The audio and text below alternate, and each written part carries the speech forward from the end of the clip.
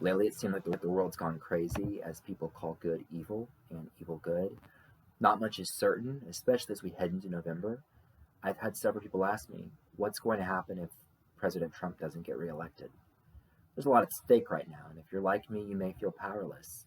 And the truth is that we are powerless because ultimately God is in control, and what's going to happen is what God has called according to his purpose.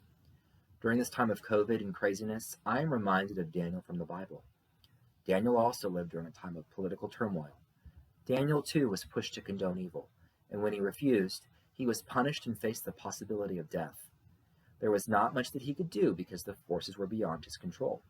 But what he could do was pray, and pray he did. The image of Daniel praying before his window that faced Jerusalem when he heard of the king's unjust laws has been on my mind as we are faced with a plethora of immoral laws that recently hit the books here in Virginia.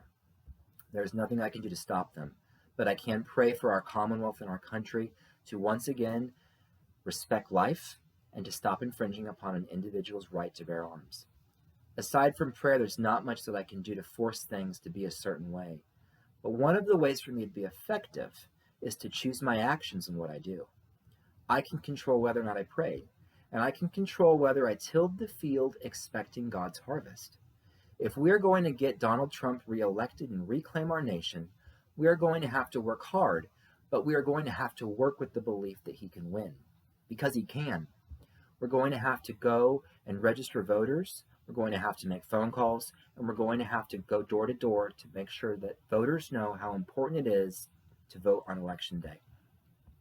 As the current young Republican representative to the 6th District Committee, I have a proven track record of not just registering voters, making phone calls, and going door to door on behalf of Republican candidates, but I have a proven track record of helping them to win their races so that we keep conservatives in office. And if you vote for me, Dan Johnson, as Presidential Elector, I pledge to work to make sure that not only does Trump win re-election, but that he becomes the first Republican to win Virginia in a presidential race since 2004. And when President Trump wins Virginia, I pledge to faithfully cast my vote for him as elector in the Electoral College. God allowed Daniel to experience trials, but he did not abandon him. In fact, because he suffered but was unharmed, Daniel became greater than he had been before. These are scary times, but God is still with us, and all hope is not lost. Please join me in praying for President Trump and our country, and working hard to make sure that President Trump wins Virginia in November.